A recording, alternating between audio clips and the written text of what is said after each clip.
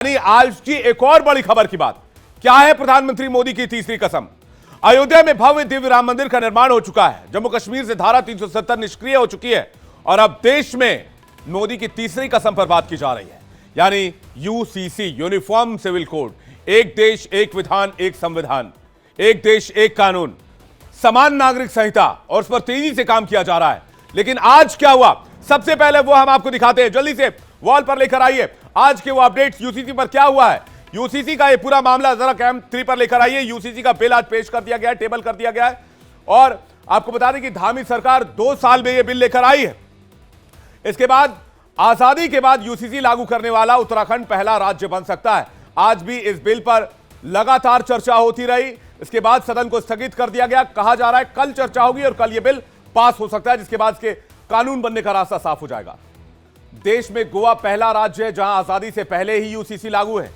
देश में समान आपराधिक संहिता पहले से लागू है, यानी कि जहां संविधान कानूनी समानता का मौलिक अधिकार देता है, लेकिन देश में अभी समान नागरिक कानून लागू नहीं है।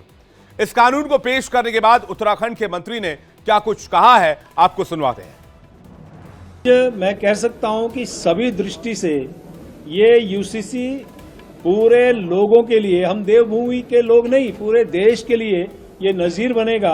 और मुझे तो यहां तक जानकारी है कि दूसरे राज्य भी अब इस ओर अपना कदम बढ़ा रहे हैं।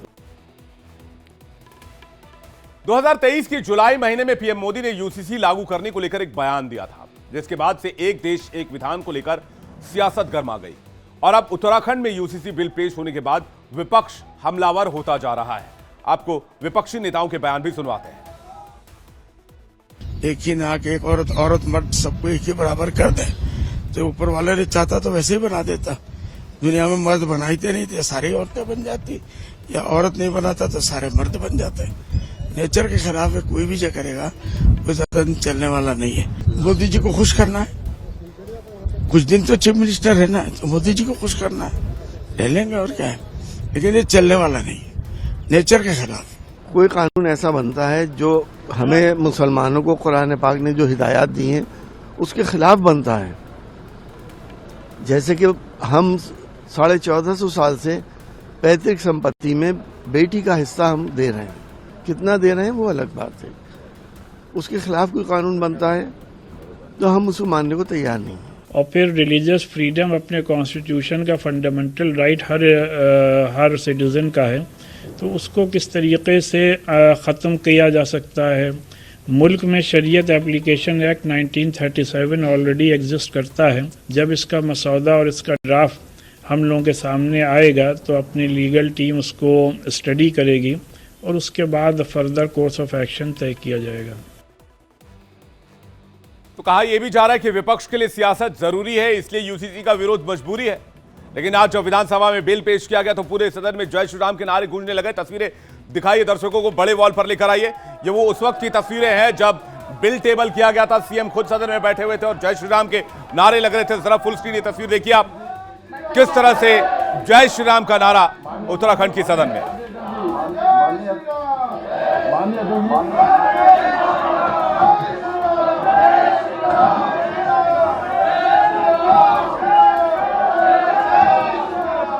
इस बिल को पेश करने के साथ ही धामी सरकार की दलील यह है कि 2 साल पहले जो वायदा किया गया था हमने उसे पूरा कर दिया है। वैसे आमतौर पर किसी भी देश में 2 तरह के कानून होते हैं, क्रिमिनल कानून और सिविल कानून। क्रिमिनल कानून से अपराधों की सजा दी जाती है, लेकिन शादी ब्याह और संपत्ति से जुड़ा मामला सिविल कानून के अंदर आता है, सिविल सूट भी कहते हैं। भारत में अलग अलग धर्मों में शादी, परिवार, संपत्ति से जुड़े डिस्प्यूट के मामले में रीति रिवाज, सांस्कृतिक और परंपराओं का खासा महत्व माना जाता है। इन्हीं के आधार पर धर्म या समुदाय विशेष के लिए अलग अलग कानून हैं। यही वजह है कि इस तरह के कानूनों को पर्सनल लॉ भी कहा जाता है। अब यूसीसी इन्हीं पर्सनल लॉ को खत्म कर एक विधान की बात करता है। 22 मई 2022 को धामी सरकार ने इस कानून के लिए समिति बनाई थी।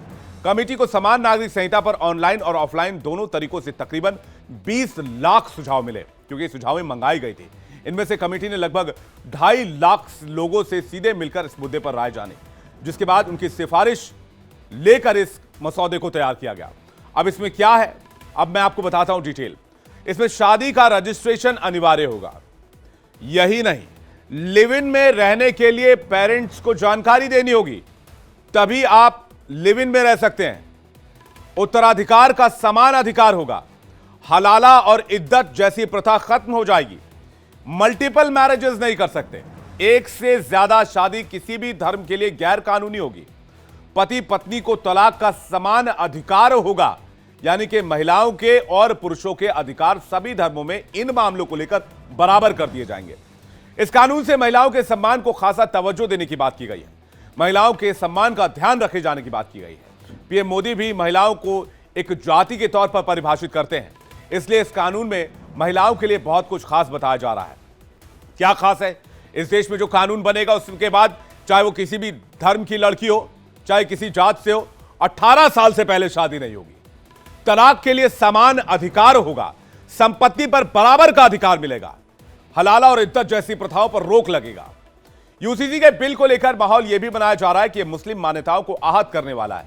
इसलिए यहां यह जानना बहुत जरूरी है कि इस बिल के बाद जब यह कानून बन जाएगा तो क्या बदलेगा और किस पर इसका असर नहीं होगा। हर धर्म में शादी, तलाक, इन सब के लिए एक ही कानून होगा, जैसे कि अभी हमने आपको जानकारी दी। लेकिन धार्मिक मान्यताओं पर कोई असर नहीं होगा। चाहे वो धार्मिक रिचुअल्स हो, उस पर कोई फर्क नहीं पड़ेगा।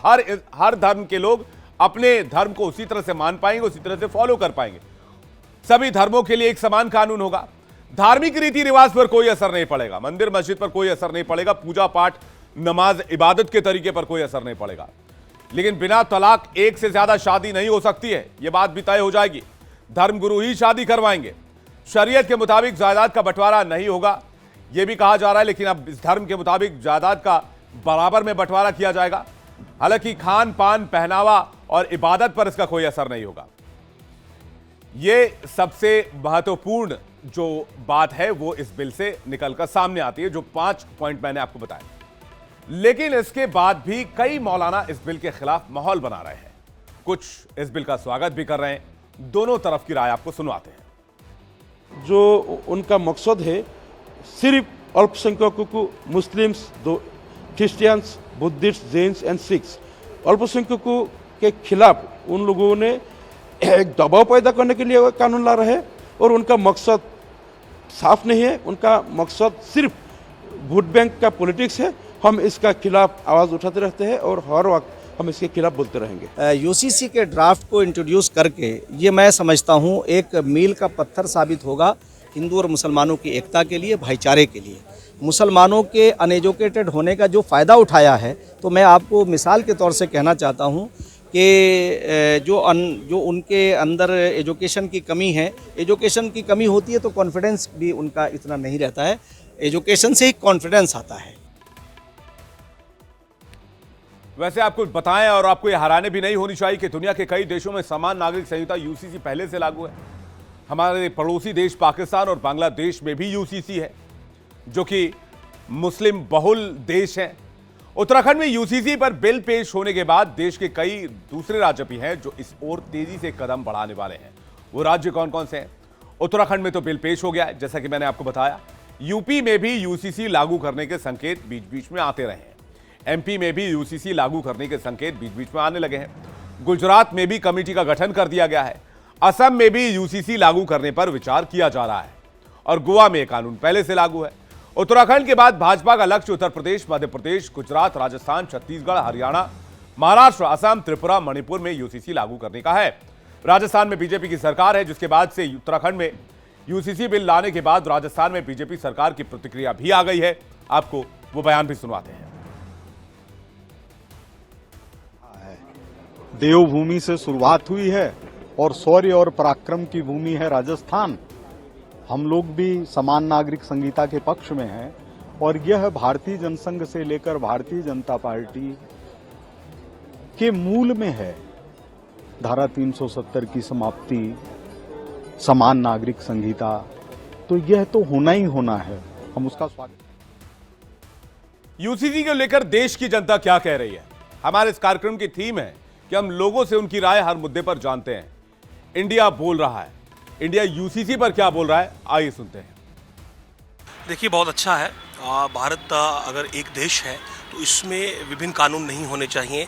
और अगर एक देश एक कानून होगा तो वाकई में जो कानून व्यवस्था है, जो न्याय व्यवस्था है, तमाम तरह की जो व्यवस्थाएं हैं वो बिल्कुल सटीक रहेंगी। किसी प्रकार की आप कहें कि कोई कन्फ्यूज़न या फिर कोई मतभेद नहीं रहेंगे तो बहुत बेहतरीन है। ये काम तो बहुत पहले हो जाना चाहिए। जैसे देश आज़ाद हुआ था तो जैसे देश की संस्कृति, उसी देश की भारतीय संस्कृति के अनुरूप कानून होना चाहिए। भारतीय संविधान के अनुसार एक विधान एक प्रधान, मतलब एक प्रधान होना चाहिए, एक परिवेश होना चाहिए, एक कल्चर होना चाहिए, तभी देश का विकास हो सकता है। बढ़िया तो है कि सेंट्रल गवर्नमेंट को भी इसमें लागू करना चाहिए। स्टेट गवर्नमेंट सेंट्रल गवर्नमेंट तब को लाई, राष्ट्रहित में ही है और कहीं नहीं जाना है, एकदम लागू कर देना चाहिए। सारा देश एक हो जाएगा, सारा देश में एक। लोगों की आवाज आपने सुन ली, लेकिन हमने ये सवाल लोगों से पूछा कि भाई यूसीसी का विपक्ष विरोध क्यों कर रहा है, क्या ये सियासी मजबूरी है? हैशटैग इंडिया बोल रहा है कि ये सवाल हमने सोशल मीडिया पर डाला। जल्दी से रिजल्ट लेकर आइए। 65% लोग कह रहे हैं कि भाई ये जो विरोध है ये सियासी मजबूरी है। ये ट्विटर पर हमने पोल डाला और इस पर साफ तौर पर लोगों का ये मानना है, यानी कि सियासत की वजह से इसका विरोध करना पड़ रहा है।